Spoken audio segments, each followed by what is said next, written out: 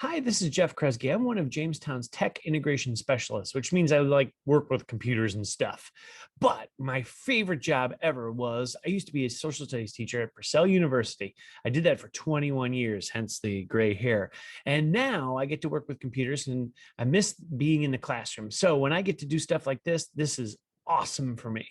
So what I'm going to do is I'm going to introduce the American Revolution to you. Now, the American Revolution didn't just happen, but just so you know, it's a war between England and her 13 North American colonies.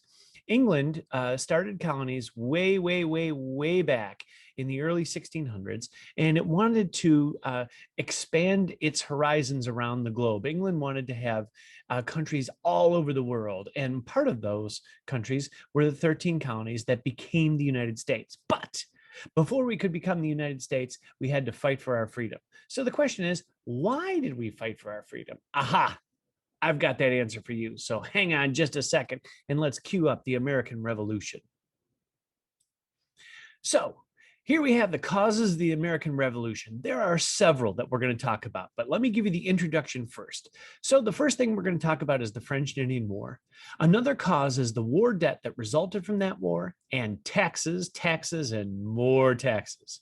We're also going to talk about the Boston Massacre, the Boston Tea Party. Please note the word Boston is in both of those. There was some trouble in that city.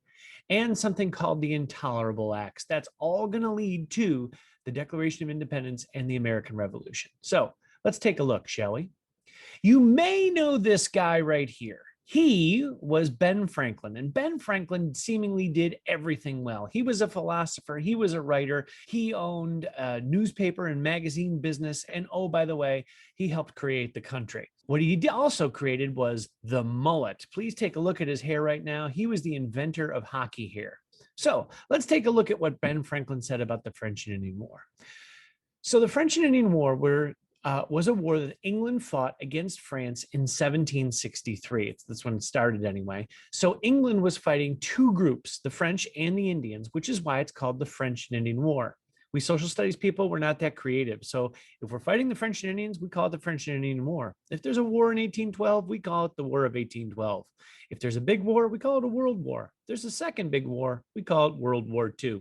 England is fighting the French and the Indians in the French and Indian War. And England asks its 13 colonies, New York included, hey, could you help us?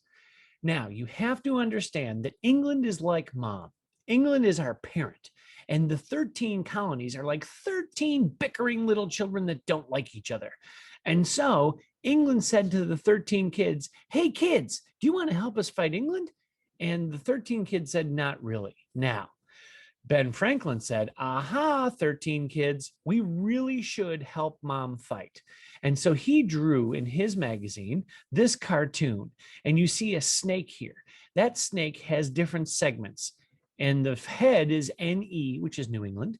Then there's New York and New Jersey, and P for Pennsylvania, and M for Maryland, and B for Virginia, and NC for North Carolina, and SC for South Carolina. And what he says is that we should join together and fight as one with mom, because if we don't, we'll die. Well, the 13 colonies hated each other so much that they didn't bother to do that. And so England, mom, fought the French and Indian War for us. And mom protected the 13 colonies and won the war, which is why we speak English and not French.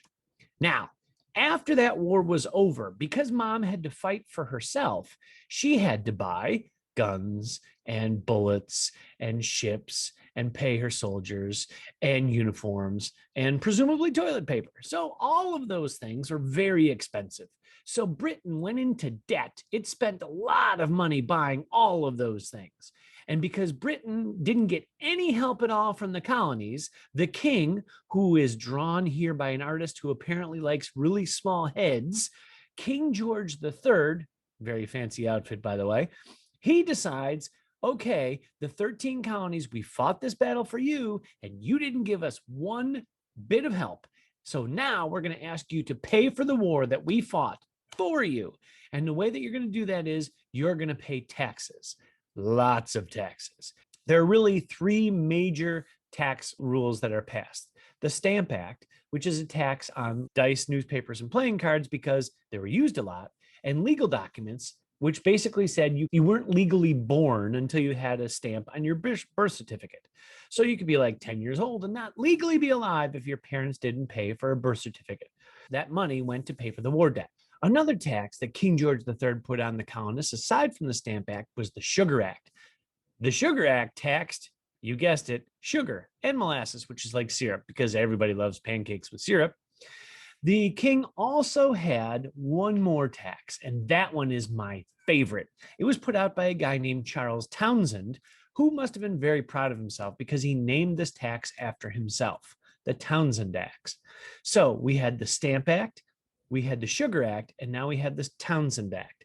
The Townshend Act said, let's see, what should we put a tax on? How about things people actually buy? So he looked around, Charles Townshend did, and said, what are 5 things that everybody needs in the colonies? Or what are 5 things that people buy? And he looked and he said, aha, I got it. Lead, paint, paper, glass, and tea. What? You didn't get that? Lead, paint, paper, glass, and tea. That's lead, paint, paper, glass, and tea. Lead, paint, paper, glass, and tea. So the Charles Townshend, every time anybody tried to buy lead, paint, paper, glass, and tea, there was a tax on lead, paint, paper, glass, and tea. So lead, paint, paper, glass, and tea was all taxed through the colonies. And anytime anybody bought lead, paper, glass, and tea, those taxes went to pay for the French and Indian War debt. So war debt, result of the French and Indian War. We didn't help mom. Mom fought the war for us. King George said, now you have to pay, and you have to pay the Sugar Act, you have to pay the Stamp Act, and you have to pay the Townshend Act, which is a tax on lead, paint, paper, glass, and tea. Well, the colonies really didn't like all these taxes, and there were some stresses between the colonies and England. And the British soldiers in the 13 colonies that were here to act as kind of like police officers were in and around towns. And one town that really didn't like taxes was Boston. And one night on March 6th, 1770, the British, they were guarding the customs house. The customs house is where the taxes are collected. And across the street were a bunch of colonists, and they were meeting at a restaurant. And when they came out of the restaurant, they saw the British officers and the British guards standing at the customs house. And they began to yell, and they began to scream, and they said very bad things about the British people's mamas. And then they started to throw snowballs and rocks and sticks at the British. And the British, to protect themselves, ended up getting very confused and got scared and fired into the crowd. And 5 colonists were killed. The colonists decided to blame the whole thing on the British. Now, if you really think about it, it was kind of the colonists' fault. You never say anything about somebody's mama. You don't throw sticks and snowballs at people, but they did. And so when the 5 colonists ended up dead, the colonists said, hey, wait a second. The British fired their guns into the crowd and killed 5 of us. So one guy did this drawing. You might have heard of him. His name is Paul Revere. Paul Revere was the guy who later yelled, the British are coming, on horseback as he was riding through Boston. But anyway, Paul Revere was a silver engraver, and he did this famous engraving of what he considered what happened at the Boston Massacre. And he made it look like the British are big and scary and mean. And here they are smiling as they're shooting into the colonists. And look at the colonists. Oh, they're all blood and dead. No, it's so sick and gross. And look at the sad little puppy in the front. Paul Revere wants us to think that everything was the British's fault. They were firing into the crowd of this group of colonists who were just sitting there behaving themselves and doing nothing wrong, and who certainly didn't say anything about somebody's mama. However, this is another piece of art which is a little closer to reality. And what we see in this particular image, let me show you that again, just nice and big, is that the colonists are kind of surrounding the British soldiers, who at this point do look confused, who do look kind of scared, who aren't sure what they're going to do. You'll see the colonists on the ground. It shows the dead colonists, that's true, but it also shows the colonists were surrounding the British. You'll notice that if you look in the background, the buildings are very similar because that took place in the Boston Square. The next law that the British government passes is the Tea Act. Now, what the Tea Act does is it says that the British shipping companies can now sell tea throughout the colonies. The colonies used to have to get all of their tea from shippers in Boston. And so what basically does is it puts all those people in Boston out of business. The people in Boston were very upset about this. And what they decided to do was to go onto those tea ships. They climbed up in the middle of the night in Boston Harbor, and they dressed up as Native Americans so nobody would know who they are. Ooh, you're in disguise. And they climbed on the ships and they threw 342 chests of tea into the Boston Harbor. And so the king was mad. And what the king decided to do was punish the colonies with a series of laws. Look, here's the king. Okay, so that's not really the king, but it's an angry looking guy who's scary. And he's going to wag his finger at his colonists and he's going to say, oh, you colonists, don't destroy my tea. And so what he decides to do is he punishes the colonists for dumping the tea into the Boston Harbor. He closes the harbor, which basically means all those people are now going to be unemployed. They're not going to have jobs. And he does a bunch of other things that says, until you paid for the tea, we're going to punish you. Those laws as a group are called the Intolerable Acts. And the colonists can't stand the Intolerable Acts.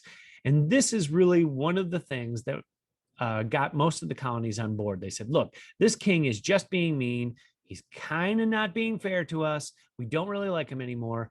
What do you say we declare independence? So when you declare independence, it means to say that you are free. And they called the Declaration of Independence the Declaration of Independence. I told you, social studies, we're not that creative. So here's what the idea is. The colonists, the 13 colonies, are going to write a piece of paper, which they do in Philadelphia, signed by Ben Franklin, that says that we are now going to be free and independent, free from England. And it is signed by all of the people that were at that meeting that day.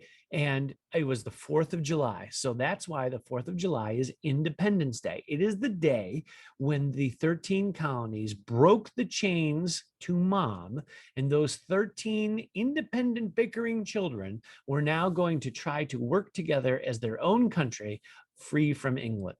However, King George III, yeah, the guy with the small head in the drawing, he's not going to be real happy. So while the colonists can declare independence, which they did, they're going to have to fight for it. That fight is the American Revolution. So now you understand why the American Revolution happened. So let's review one more time. The causes of the American Revolution started with the French and Indian War. The war led to the war debt and taxes. So the Stamp Act, the Sugar Act, and the Townsend Act, which is a tax on lead, paper, glass, and tea. When those taxes went into effect, the colonists got mad. Then when the colonists got mad, things happened like the Boston Massacre. The Boston Massacre was the violent snowball fight, and the colonists blamed Britain, even though it really wasn't Britain's fault, entirely anyway. And then the British, still trying to pay off the war debt, passed the Tea Act. When they passed the Tea Act, the colonists dumped tea into the Boston Harbor. The king wags his finger and he says, hey, that's really mean of you to dump my tea into the harbor. And now you're going to have to pay and we're going to punish you with the Intolerable Acts.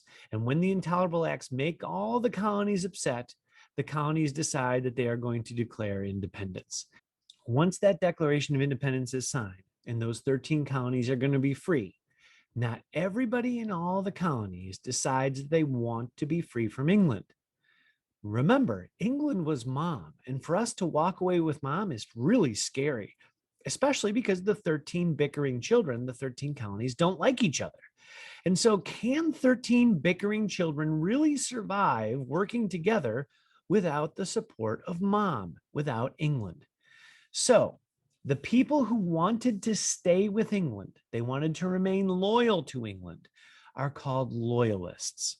So on the left side, remember, the colonists have to choose. Am I going to be a loyalist or am I going to be a patriot? The Loyalists are people who want to stay with Britain. As a general rule, they were worried about what happened if the colonies were free.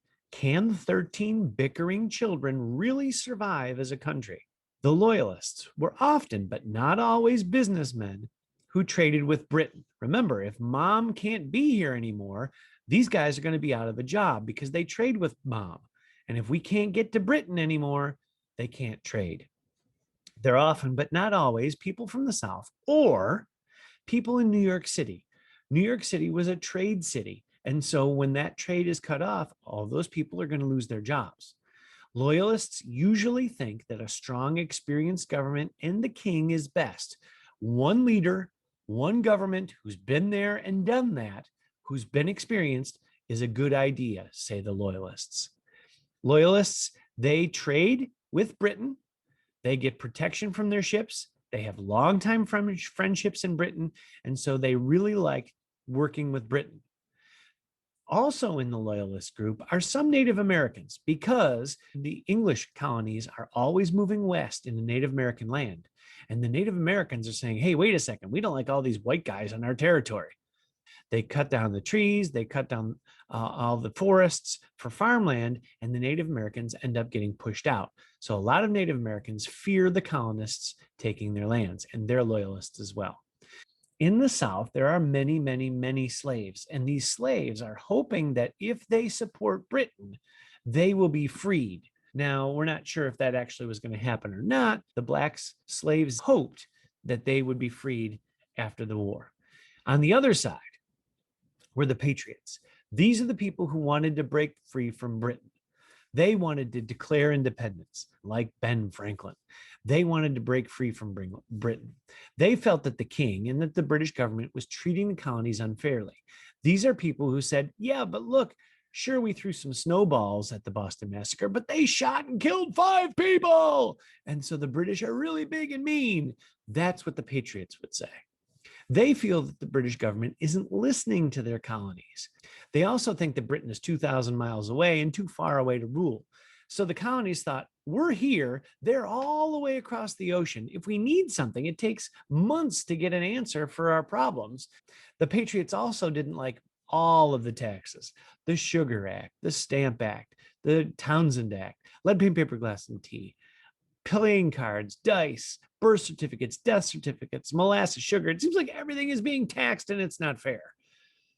Often, but not always, the Patriots lived in New England. So think Boston. Boston is in Massachusetts. That's where the hub of the Patriot power is. They also lived in the countryside, not cities. And the people in the countryside who are farmers, they don't really need the king's support. They have a tendency to be patriots. They're often, but not always, people looking to move west for new farmland. I hope that you now have new ideas and new information on why the American Revolution happened. It wasn't just an overnight thing where all of a sudden the 13 colonies got mad at England. Remember, England is our mom. And so for those 13 colonies to declare independence really was scary for those 13 colonies, especially because they didn't even like each other. New York and Pennsylvania they were like blood rivals. And so were they really going to be able to operate as a country? That's going to be a tough question. And that's something that we're going to have to see as we move forward. But now you know the causes of the American Revolution. They were the French and Indian War, the resulting debt, the taxes that come out of that debt. The protests from the taxes lead to things like the Boston Massacre and Tea Party. The Tea Party leads to the Intolerable Acts and the king getting mad, and then the colonists saying, enough is enough. We're going to declare independence, 4th of July.